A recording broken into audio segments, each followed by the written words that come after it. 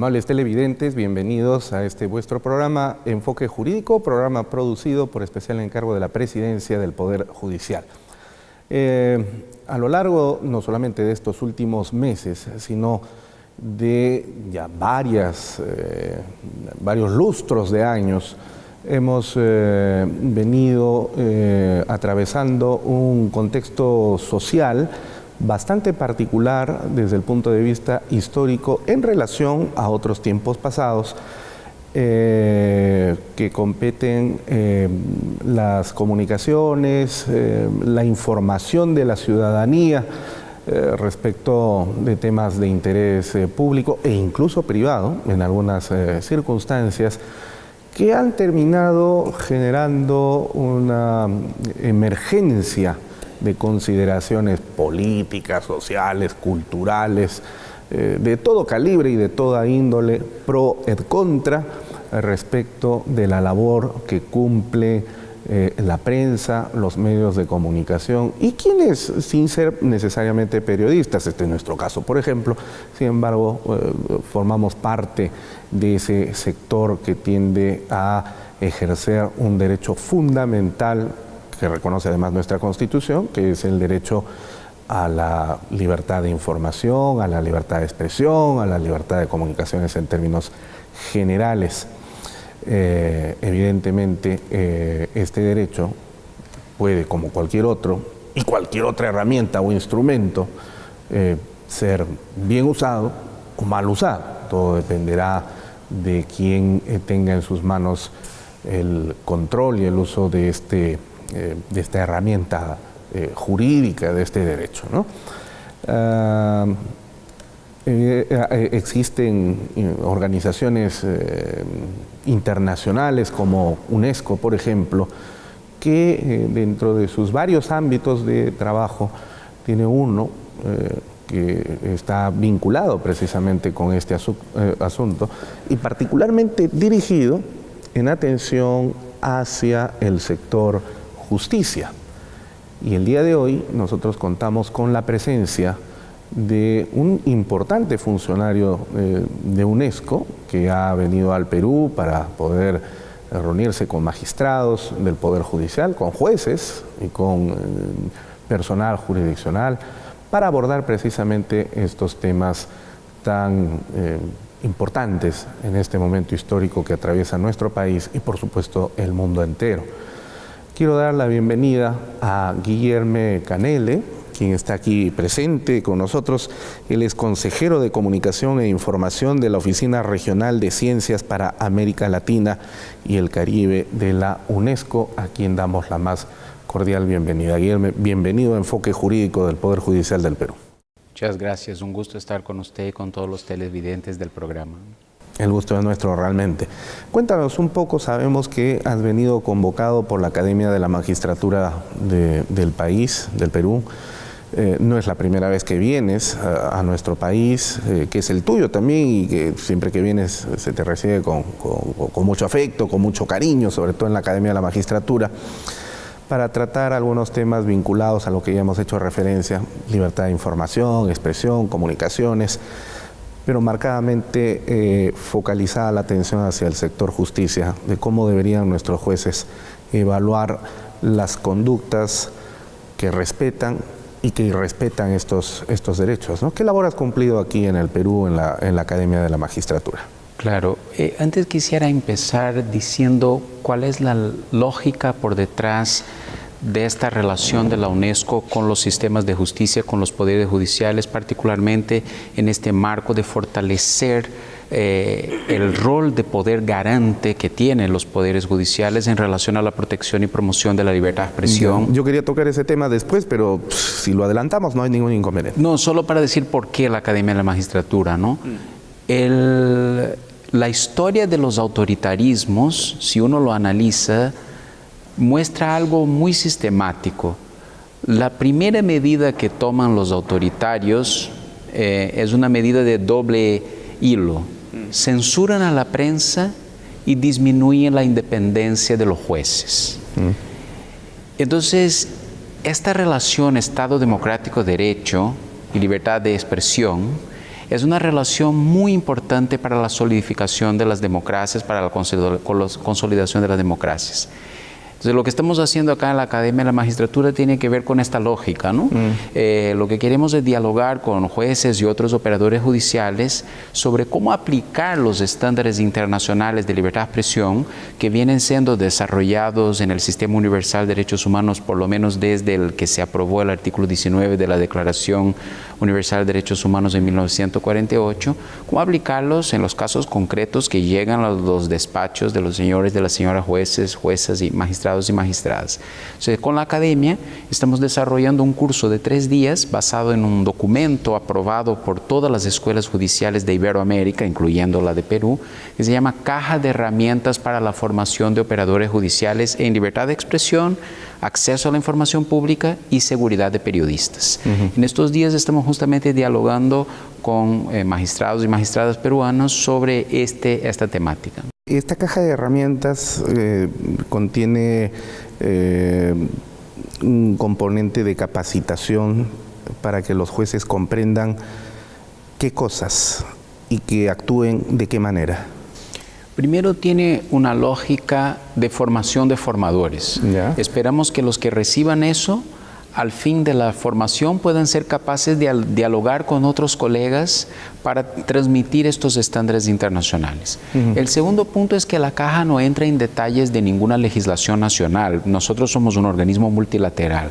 Lo que la caja hace es subrayar los estándares internacionales de libertad de expresión que ya fueron acordados por los países en los foros internacionales, en Ginebra, en nuestras áreas de derechos humanos, o en París, con la UNESCO, en Nueva York, con el Secretariado de Naciones Unidas, o en el Sistema Interamericano de Derechos Humanos, la Comisión Interamericana, pero también las decisiones de las cortes internacionales sobre estos mismos temas, la jurisprudencia. Entonces, el segundo hilo conductor de la caja es cuáles son los estándares internacionales sobre libertad de expresión.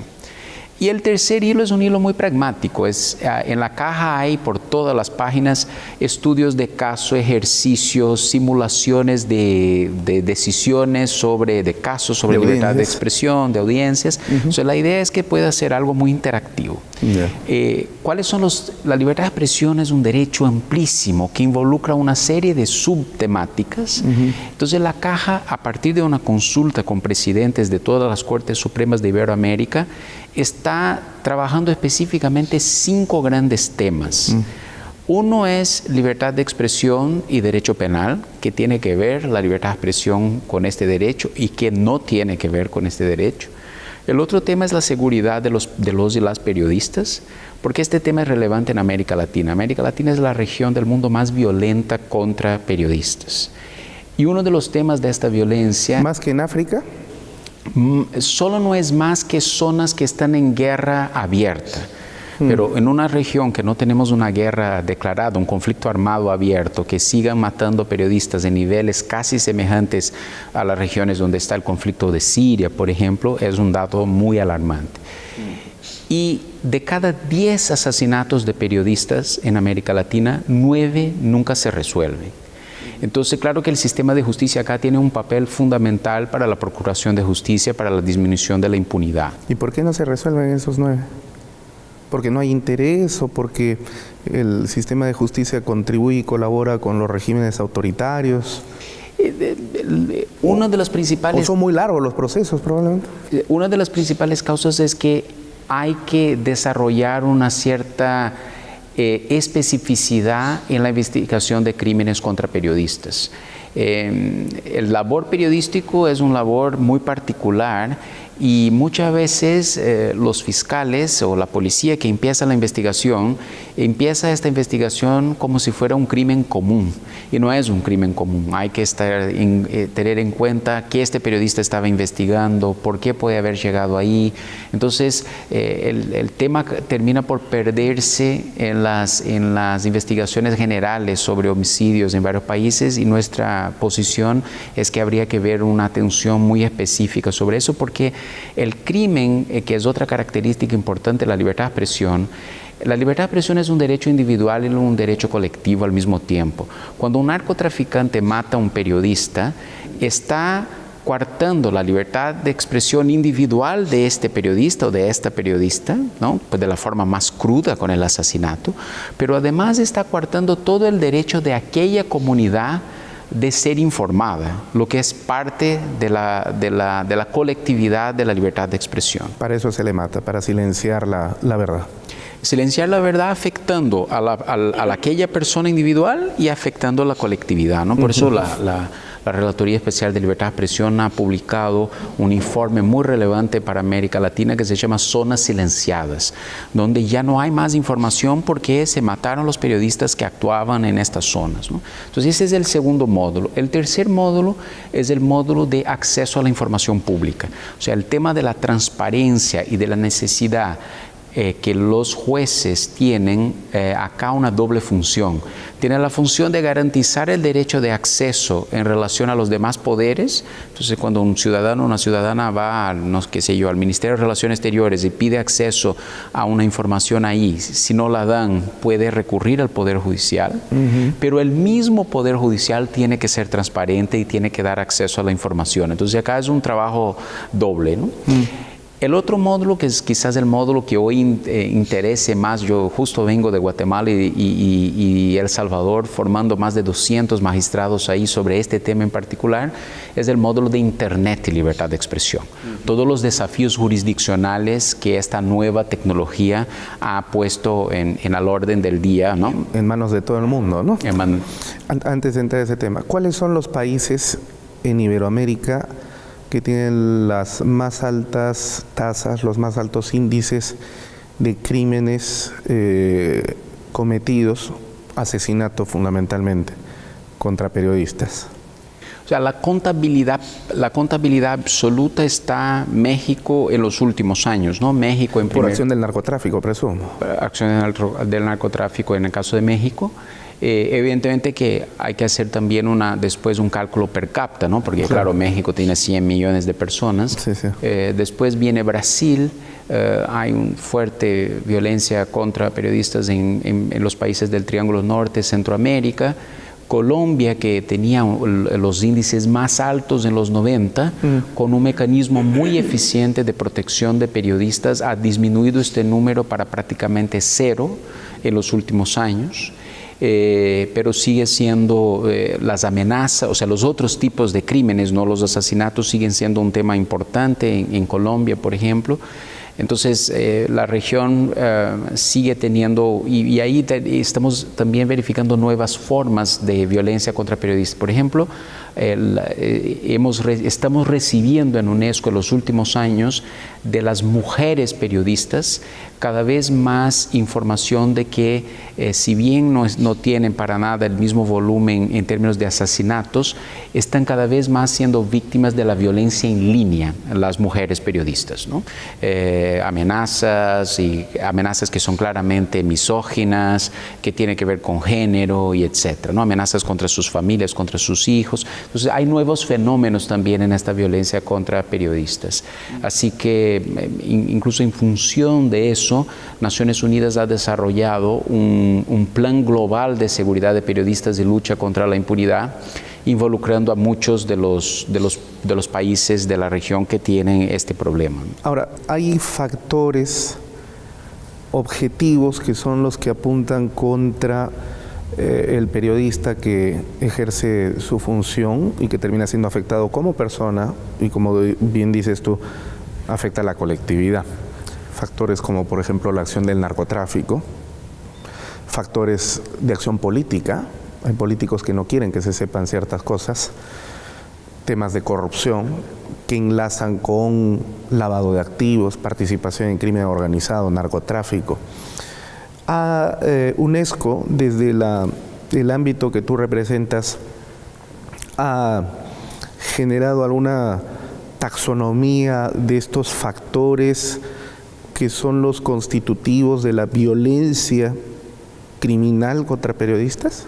Sí, que tienes toda la razón. Hay una taxonomía y que cambia de región para región, de país para país. Hay algunos países donde el perpetrador, el victimario, es el propio Estado. o sea, fuerzas policiales, agentes del Estado. Hay otros países donde el crimen organizado es el gran perpetrador, victimario de la violencia, y no solo el crimen organizado narcotráfico. Usted señalaste bien, la corrupción es uno de los otros temas, pero tenemos, por ejemplo, casos de periodistas que estaban investigando, por ejemplo, minería ilegal o cuestiones medioambientales, cuestiones de agua, y fueron asesinados. Después hay una otra taxonomía de los periodistas que están cubriendo zonas de guerra, por ejemplo, ¿no? Y ahí son asesinados en el conflicto. Bueno, digamos, eso es algo, entre comillas, natural, porque es eventual que pudiese suceder. Lo natural es, como tú señalabas, que en un espacio donde no hay un conflicto declarado, que es América Latina, donde en este momento no tenemos guerrillas, no tenemos terrorismo, no tenemos esos factores, que muera un periodista en ejercicio de sus funciones por acción política o de delincuencia del narcotráfico, del crimen organizado, ¿no? Exactamente. Y ahí es importante ver la taxonomía también, no solo de las razones desde el punto de vista de los factores criminales que llevan a estos asesinatos, pero también a otras cuestiones importantes, ¿no? Mueren mucho más periodistas de medios pequeños, o sea que no tienen el mismo nivel de protección de grandes medios. Mueren mucho más periodistas del interior de los países que de las ciudades capitales. Entonces también es importante, para encontrar estrategias de protección de estos mismos periodistas, ¿no?, de profesionales de la comunicación, entender bien la naturaleza del fenómeno.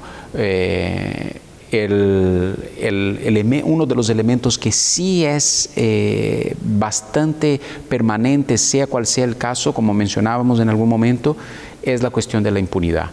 Por ejemplo, en Colombia, un gran intelectual colombiano llamado Germán Rey escribió la historia de los 150 y pico asesinatos de periodistas en aquel país que ocurrieron en los últimos 30 años.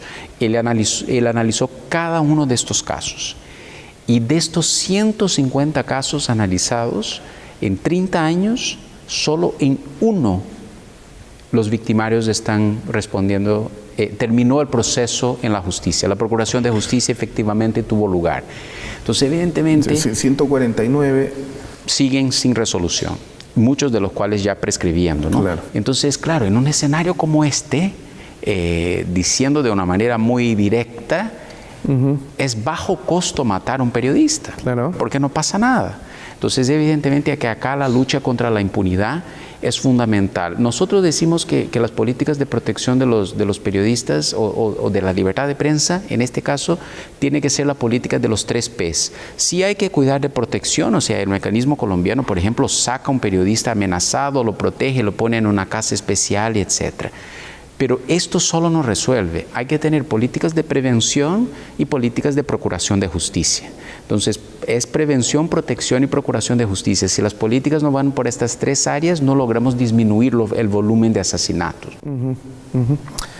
Bien, bueno, datos espeluznantes realmente lo que nos trae esa colación.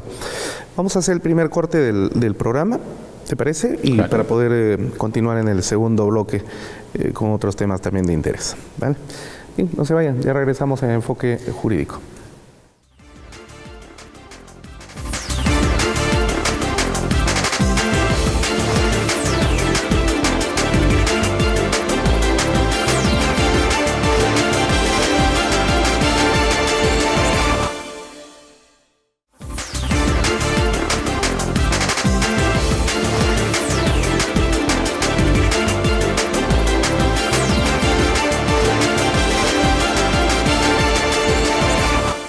Bienvenidos nuevamente a Enfoque Jurídico. Estamos conversando con Guillermo Canele, funcionario de UNESCO, sobre el tema de libertad de expresión, prensa y justicia. A ver, Guillermo, ¿cuál es la propuesta,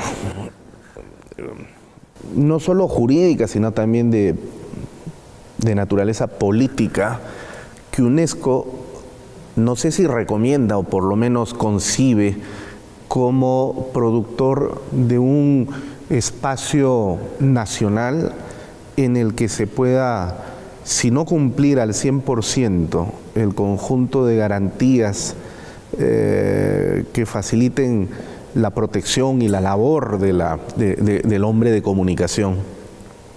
al menos pues sea de un nivel bastante elevado. La primera cuestión que quizás sea fundamental para todos, no solo para los profesionales de la comunicación, es un profundo entendimiento de la importancia de la libertad de expresión para nuestras vidas. Los padres y madres fundadores de la Declaración Universal eran unos señores y unas señoras vanguardistas. Si uno lee con detenimiento el artículo 19, va a ver unas cosas interesantes. Empieza así: todo el individuo, no solo los periodistas, los jueces, tiene derecho a la libertad de expresión. Y ahí hablan de una definición muy interesante. Dicen, este derecho tiene que ver con 3 verbos. Difundir, que es lo que más conocemos, ¿no? Pensamos la libertad de expresión como eso, como el derecho de hablar. Pero también dicen 2 otros verbos: el derecho de recibir e investigar informaciones. Entonces, no se trata solo de que yo pueda hablar, se trata también que yo pueda escuchar, que yo sea libre para recibir informaciones, por ejemplo, del Estado. Y ahí terminan de una manera que a mí me parece que demuestra cómo esta gente estaba en el lugar correcto, en la hora correcta. Dicen, sin fronteras. En 1948 dice, la libertad de expresión es un derecho sin fronteras. Parece que estaban como que anteviendo el nacimiento de Internet. Los Julio Verne de los derechos humanos en ese momento. Y termina sin frontera y por cualquier medio. En aquel entonces, ¿qué había? Radio, televisión incipientemente. Televisión muy incipiente y prensa. Pero no especifican, dicen, por cualquier medio, ¿no? Entonces, la primera cosa es entender eso, la relevancia de la libertad de expresión para nuestras vidas. O sea, nosotros somos seres comunicativos. Cuando nos coartan nuestra libertad de expresión, no solo a los periodistas, a cualquiera, nos hacen menos humanos. Y la otra cuestión importante es que la libertad de expresión, y por eso tiene tanta protección en de las cortes internacionales, la libertad de expresión es un derecho fundamental para garantizar otros derechos. Cuando una madre tiene la preocupación de que su hijo o su hija tuvo la matrícula en una escuela denegada o que no pudo tener acceso a un hospital, cuando protesta en relación a eso, de hecho está buscando el derecho a la educación, que también está en la declaración, está buscando el derecho a la salud, que también está en la declaración. Pero si no tuviera la libertad de expresión, no podría buscar estos otros derechos. Entonces, el segundo punto importante comprender para las sociedades es que la libertad de expresión es fundamental para garantizar otros derechos, más allá de lo que pasa con la libertad de prensa, que es una parte de la libertad de expresión. Y finalmente, nuestra recomendación es que se ponga mucha atención en el desarrollo jurisprudencial que a lo largo de estos 70 años ya ocurrió sobre la libertad de expresión. Por ejemplo, las Cortes han desarrollado una herramienta muy útil que es el llamado test tripartito. ¿Cómo es eso? ¿En qué consiste? Cuando llega a un despacho de un juez una decisión para decidir, acá, ¿tengo que limitar la libertad de expresión o no en un caso concreto? Las Cortes internacionales dicen, para tomar esta decisión hay que seguir un test de 3 partes. Primero, solo se puede hacer una limitación de la libertad de expresión en una ley aprobada por un parlamento. O sea, un ministro de Estado, un director de eso, de aquello, no puede producir un documento diciendo, de eso no se puede hablar. Claro. O sea, eso tiene que pasar por un parlamento electo democráticamente. Entonces, es la primera parte del test. Si no está en una ley aprobada por un parlamento, no vale. Pero no es solo eso. La segunda parte es que la limitación esta tiene que ser legítima. ¿Y qué es ser legítima? Estar en las excepciones aprobadas por la misma Declaración Universal, que son evitar el genocidio, no al discurso del odio que incita a una violencia inmediata. O sea, son poquísimas, la pornografía infantil, son 3, 4 cosas que los legisladores internacionales dicen, estas cosas no valen, no son discursos protegidos. Todo lo demás hace parte de la libertad de expresión. Y en la tercera parte del test, o sea, es legítimo, es legal, pero solo eso no es suficiente. Hay que ver si la limitación es necesaria y proporcional.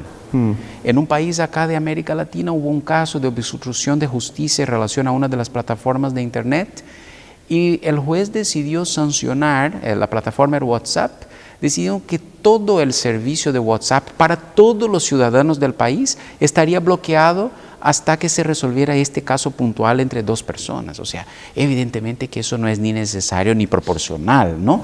Se estaba coartando la libertad de expresión de millones de ciudadanos para resolver un problema puntual. Sí. Entonces, esta aplicación del test tripartito ayudaría mucho a resolver una cantidad enorme de problemas. Y finalmente, tenemos que hacer un ejercicio todos nosotros de autocrítica, ¿no?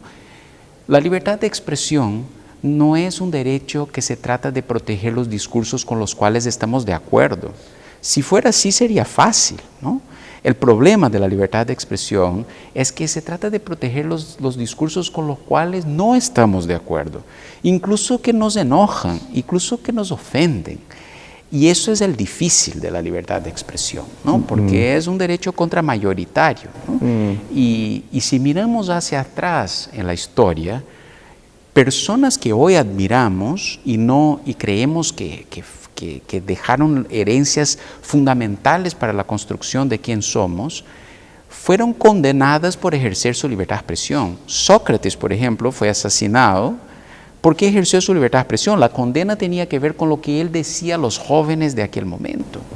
Figuras religiosas como Jesucristo, por ejemplo, si uno lee, está ahí en los evangelios, cómo fue su condena fue por lo que él decía, ¿no? O sea, por ejercer su libertad de expresión. No le gustaba al establishment judío, ¿no? Entonces, tenemos que tener mucho cuidado. Y Galileo, no te olvides. Galileo, otro. En la edad mediana, la Inquisición, ¿qué hacía con las mujeres científicas? Las calificaba como brujas y las quemaba en la hoguera por ejercer su libertad de expresión. A mí siempre me gusta acordar de un caso que no es tan, en términos históricos, no es tan lejano, de este científico británico Turing. Alan Matheson Turing. Este señor inventó las computadoras como las conocemos hoy, pero más importante que eso, ha rompido el código enigma de los alemanes. Así es. Que según las estimativas más conservadoras, ha ayudado a disminuir el número de víctimas en la Segunda Guerra Mundial por casi 15 millones de personas al romper el código. Y este señor era homosexual. Así es. Y fue condenado por ello. Por expresarse de esta forma. Entonces, fíjense ustedes, ¿no? Ustedes los televidentes, mismo habiendo ayudado a salvar 15 millones de personas, su expresión, que no era lo que la sociedad de aquel entonces consideraba como normal, como políticamente correcto, le llevó a una condena de una especie de castración química, tenía que tomar unas medicaciones y eso terminó con su suicidio. Entonces, nuestra recomendación es cuidado. Cuando tengan casos sobre libertad de expresión, sepan que es un derecho que es sumamente relevante para todos nosotros, ¿no? No solo para unos profesionales en particular. Y creo que si hacemos este esfuerzo de pensar la importancia de la libertad de expresión para la consolidación democrática, para la protección de otros derechos, creo que seguramente vamos a encontrar las avenidas y las herramientas necesarias para lidiar con los casos grises, que realmente los hay, de abusos y etcétera. Sí. Pero no podemos considerar que la regla es el problema, es la patología. La regla es que la libertad de expresión es fundamental para nuestras sociedades, ¿no? Para la democracia. Yo creo que es claro, y ustedes tienen conciencia, como nosotros, de que el juez no es un operador legal, o sea, no es un operador de normas. Si de operadores de normas se trataran, para eso no habría que estudiar derecho, porque bastaría aprenderse de memoria y recitarlo como se recitaba el catecismo. ¿Qué dice el artículo tal de la Constitución o qué dice el artículo cual del Código Civil o esto o el otro? El juez no hace eso. El juez es un operador jurídico.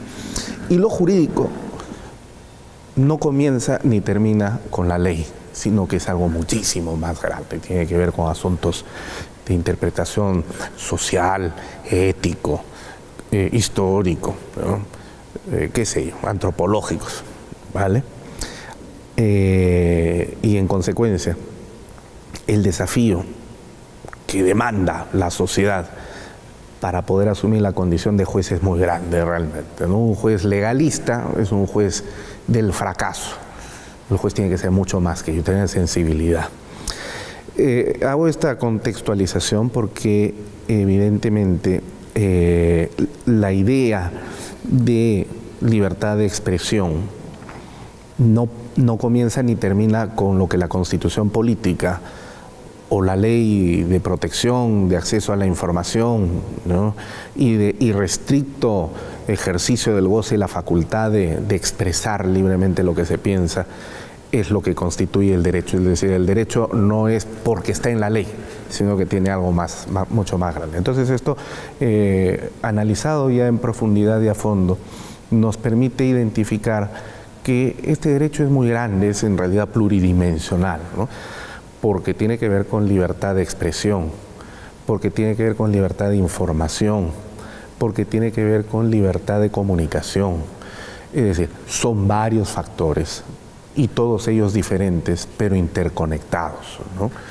¿Cómo concibe en consecuencia UNESCO la idea de el derecho a la libertad de expresión en ese contexto más amplio de libertad de comunicación y de información? O sea, la belleza de la libertad de expresión es su misma complejidad, ¿no? Usted ha hecho un buen resumen de cuán complejo es esto. Decimos por ahí en algún lado de los documentos de la UNESCO que una de las cuestiones fundamentales de la libertad de expresión es justamente entender que la libertad de expresión, valiéndose de un concepto de la ecología, es un ecosistema complejo. Y al tomar una decisión sobre la libertad de expresión, hay que comprender ese ecosistema. Tomemos un ejemplo de la orden del día, ¿no? El tema de las mal llamadas fake news, ¿no? Las noticias falsas, o como la UNESCO prefiere llamar, las campañas de desinformación. Esto tiene que ver con, en el caso electoral, por ejemplo, que es donde se usa con más frecuencia, pero también hay impactos, por ejemplo, para vacunas. Hay gente que está dejando de vacunarse porque reciben información falsa sobre eso, ¿no? Esto cuando hablamos de las noticias falsas o de las fake news en el contexto electoral, estamos hablando del rol del emisor, que puede ser un partido político, un candidato de una eventual noticia falsa, pero también estamos hablando del rol de las plataformas de Internet. También estamos hablando del rol de las autoridades electorales, estamos hablando del rol de la justicia electoral, estamos hablando del rol de los periodistas, pero también estamos hablando del rol de cada ciudadano y cada ciudadana que comparte una información con estas características. Entonces, fíjense usted, ¿no? La cantidad de actores que están en este ecosistema, y sin que todos ellos generen una alianza, no vamos a resolver el problema. No basta con intervenir en uno de estos puntos. Por eso el rompecabezas de la libertad de expresión es un rompecabezas complejo. Con el adviento de la Internet, eso se vuelve aún más complejo, porque la Internet es una arquitectura con varias capas y a veces la toma de decisiones sobre esta arquitectura no se da cuenta que eso es como un castillo de cartas. Y a veces estoy pensando que saco esta carta acá y no va a tener ninguna interferencia y el castillo todo se desmorona, ¿no? Entonces es importante entender que cuando se corta uno de estos vasos comunicantes, que aparentemente no tiene mayores efectos, sí puede tener un efecto cascata en toda la red. Por ejemplo, el mal llamado derecho al olvido, que está muy presente en las discusiones, es una cuestión muy peligrosa que desafortunadamente algunas cortes europeas están validando.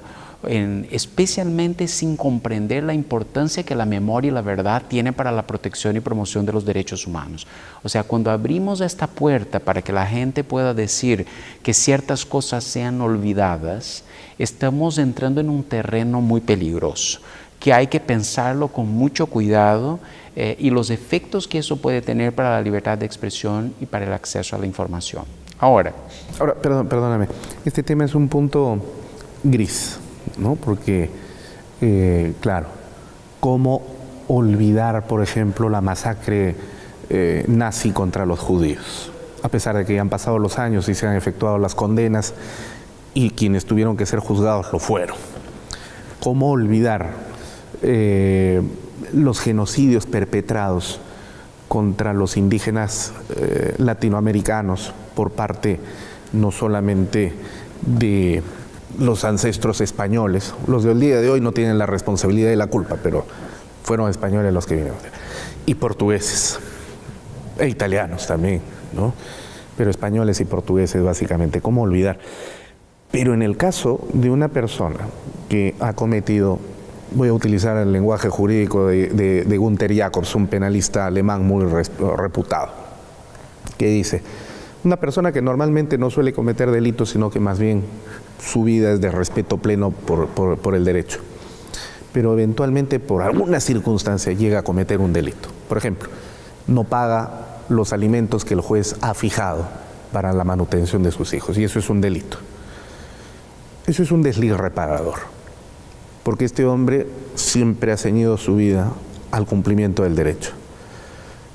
Es condenado por el delito de omisión de asistencia familiar, paga la deuda y además ha pagado su deuda con la sociedad. ¿Por qué tendríamos que recordarle a este ciudadano cuando dentro de 5 años pueda acceder a un cargo público y decirle, sí, este señor es así, pero este señor no le pagaba los alimentos a sus hijos, por lo tanto está descalificado moralmente? Oiga, pero ya pagó su deuda, ya pagó su deuda con la sociedad, ¿por qué se lo tenemos que recordar nuevamente?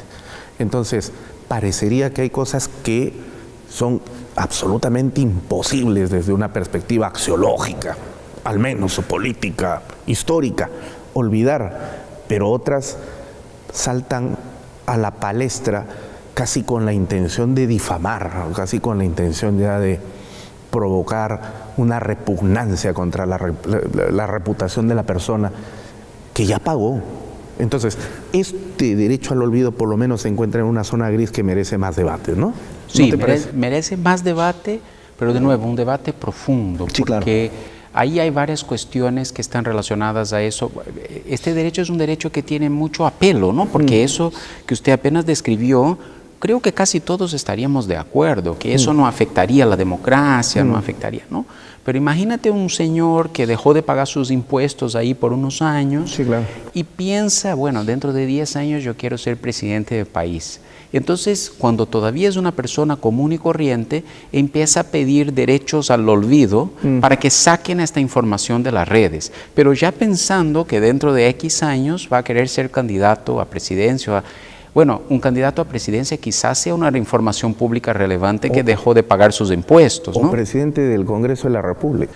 O lo que sea, ¿no? Entonces, es importante tener cuidado porque como dicen ahí en esta famosa película de ficción científica de Vuelta al Futuro, de Regreso al Futuro, no sé cómo se dice en español. Back to the Future. Exacto. Dice el profesor Emmett Brown, intentar cambiar la historia es algo muy problemático, incluso si es la historia individual de uno, ¿no? Porque los impactos que eso puede tener después, imagínense en una situación hipotética que toda la gente que no pagó sus deudas, los alimentos, logren exitosamente solicitar derechos al olvido, ¿no? A desindexación. Dentro de 50 años, los historiadores miran hacia atrás en 2019 y toda la gente pagaba sus deudas, lo que efectivamente no es cierto, ¿no? Entonces, ¿cómo analizamos nuestras sociedades, incluso en relación a la historia de la vida privada, ¿no? Sí. Entonces, digo, no es que eso sea... Ahora, hay otras cuestiones que hay que analizar con cuidado. Por ejemplo, ¿quién toma esta decisión? ¿Es la plataforma que desindexa? O sea, ¿es Google que deja de buscar, de permitir que haga esta búsqueda? ¿Con qué criterio? Entonces, eso volvemos a su pregunta inicial, que era la complejidad de la libertad de expresión, ¿no? O sea, un caso que aparentemente parece sencillo, ¿no? Bueno, este señor que no pagó su deuda, ¿qué mal hará a la democracia sacar la información? Pero sí, nuestra recomendación es, no es tan sencillo. Señores jueces, señoras jueces, miren con mucha atención los impactos que sacar esta carta del castillo puede tener al conjunto del castillo. Entiendo. Bien, qué complejo es todo esto realmente, y da para muchísimo más. Vamos a hacer la última pausa para poder ingresar al último bloque del programa, ¿sí? No se vayan, estamos en esta interesante conversación con Guillermo Canela de UNESCO. Ya regresamos.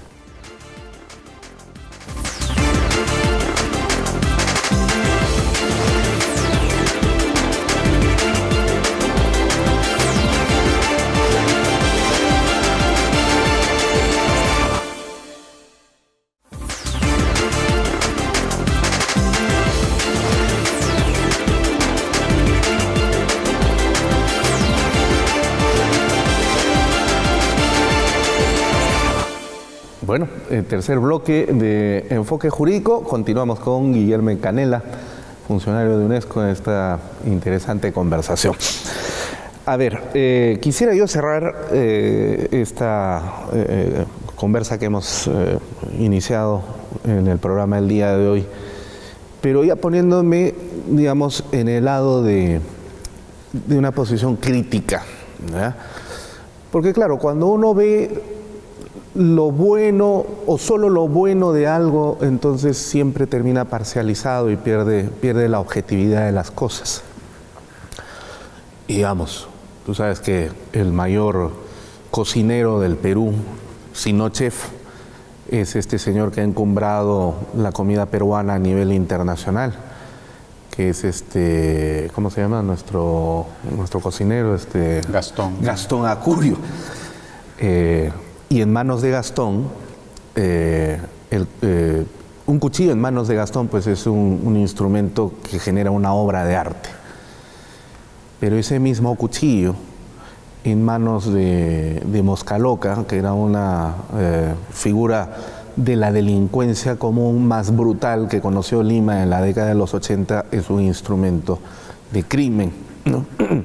Y el cuchillo no tiene la culpa, porque finalmente pues es lo que es y depende de quién lo use. Algo similar sucede con la libertad de expresión también, ¿no?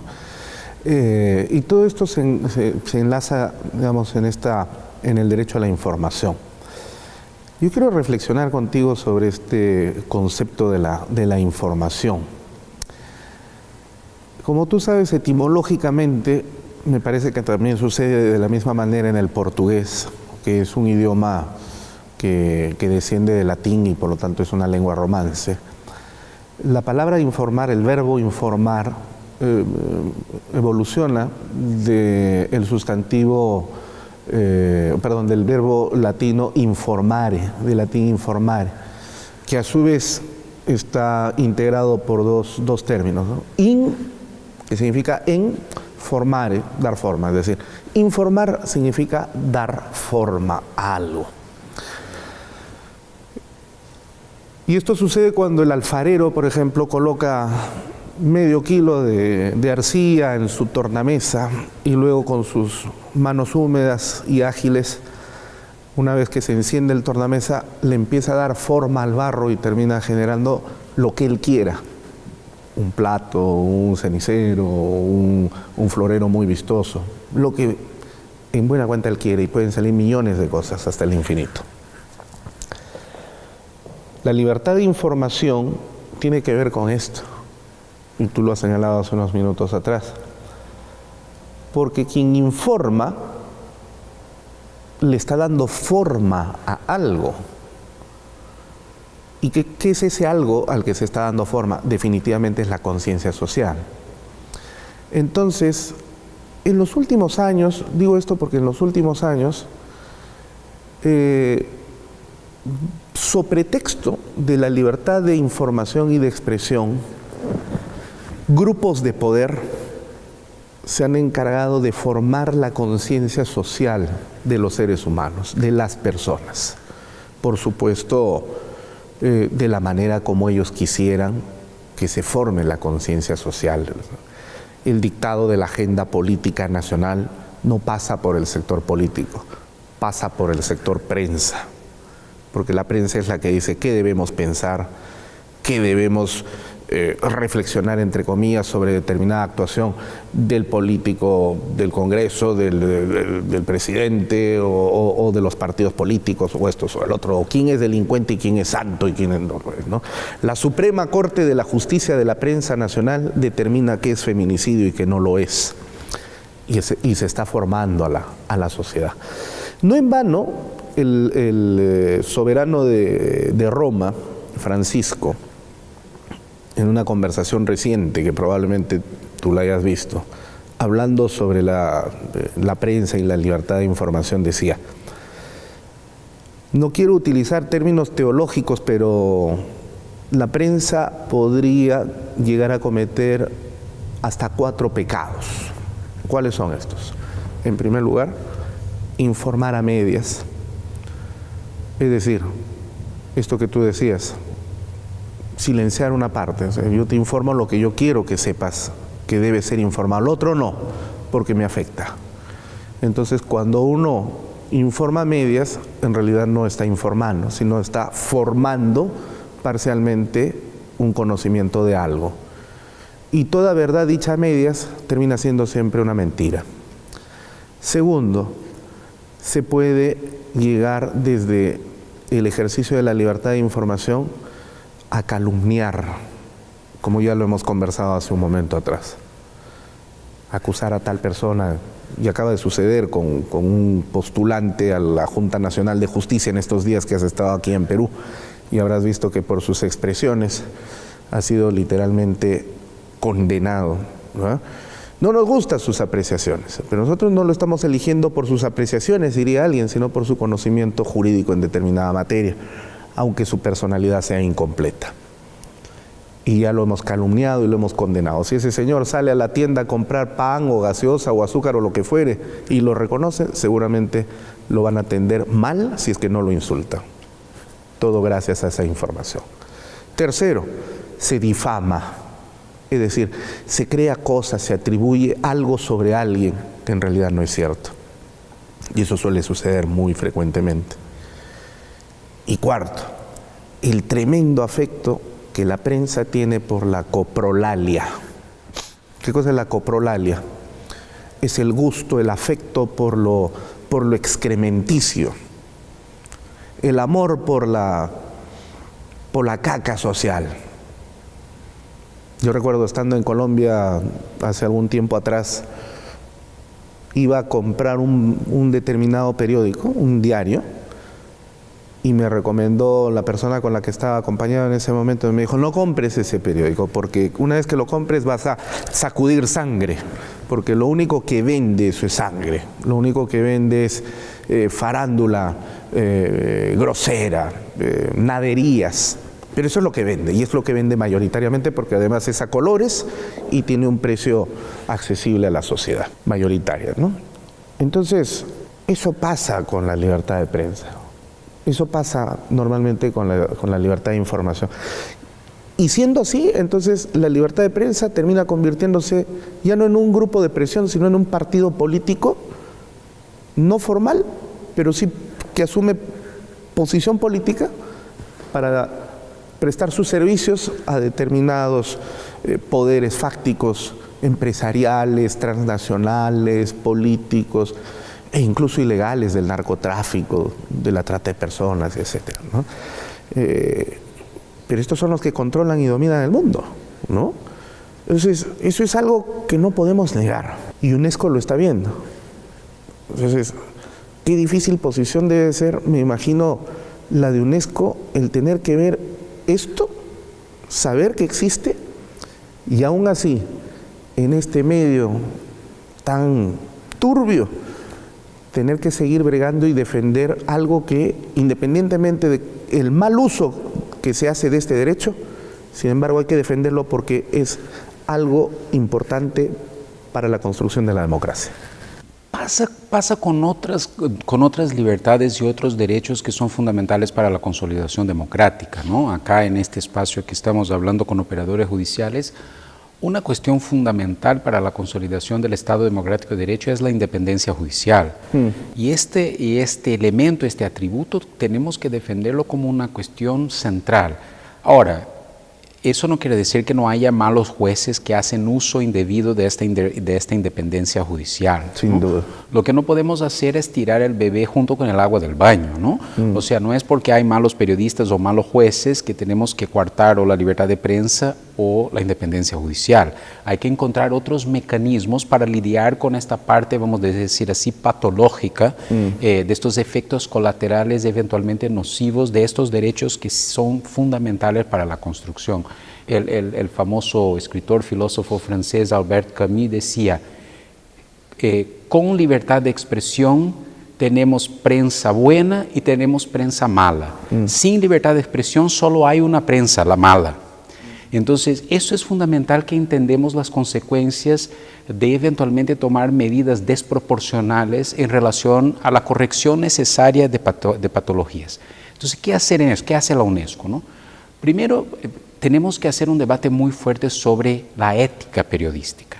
que es distinto de llevar eso a los tribunales. Es cómo creamos una conciencia ética en los y las periodistas para trabajar la información de manera más calificada. El ejemplo que usted daba del Diario de Colombia, sobre eso, ¿no? de una cobertura sobre el escatológico, sobre lo violento, es más o menos natural que los periódicos no van a hablar de cada avión que despega, van a hablar de aquellos pocos que eventualmente caen, porque la noticia tiene que ver con lo que sale fuera de las reglas, ¿no?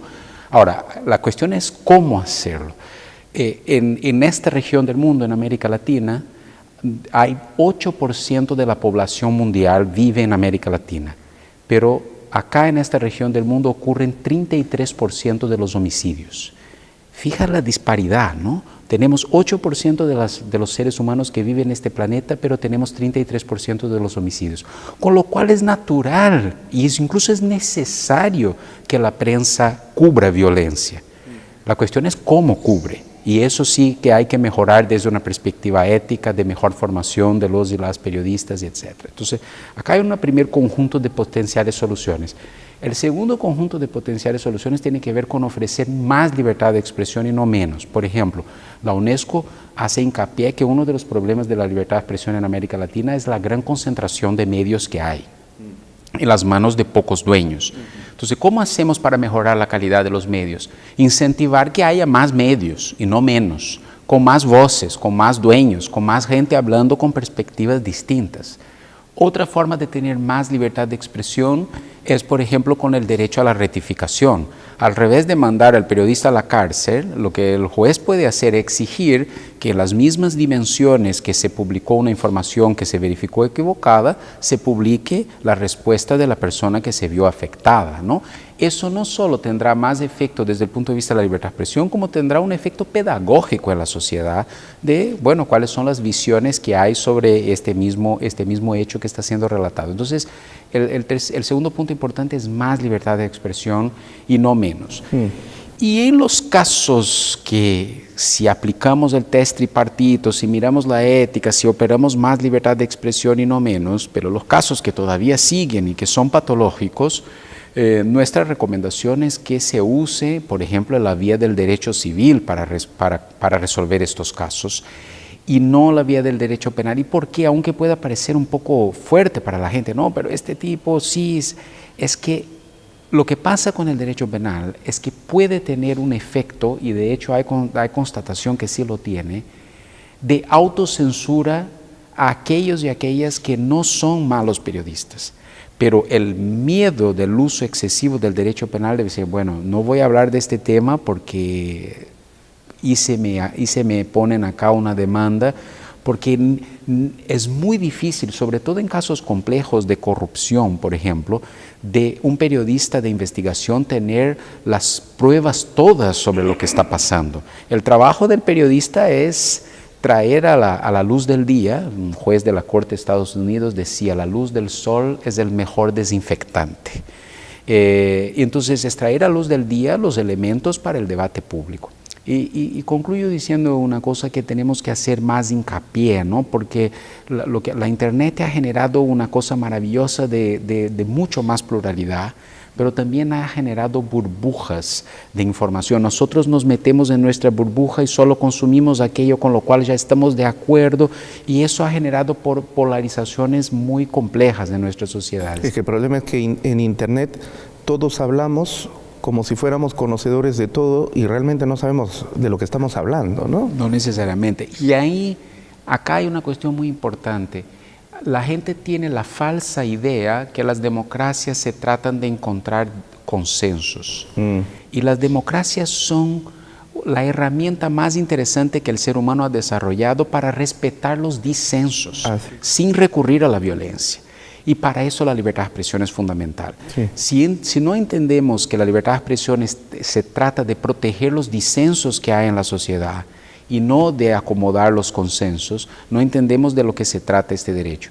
Pero usted tiene toda la razón, hay desafíos enormes acá porque sí hay mal uso de este derecho, como hay de otros, y nos parece que la discusión fuerte que la sociedad tiene que darse es justamente cómo proteger este derecho tan importante y al mismo tiempo cuidar de estos mal usos que existen. Sí.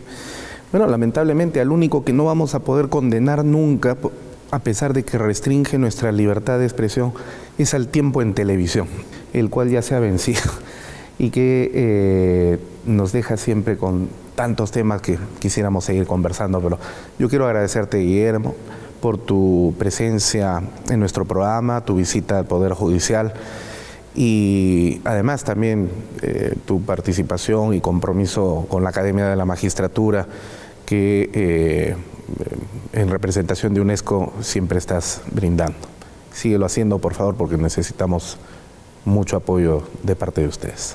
Muchas gracias, fue un gusto enorme, siempre a la orden, y quisiera decir que todo de lo que he hablado está disponible en Internet, los materiales en que la UNESCO profundice estos temas de manera gratuita. Es solo entrar en las páginas de UNESCO sobre libertad de expresión y bajarlos. Muy bien, muchas gracias. Ha sido la voz, figura y presencia de Guillermo Canele, consejero de UNESCO. Y de esta manera llegamos a la parte final de Enfoque Jurídico. Será hasta la siguiente. Muchas gracias.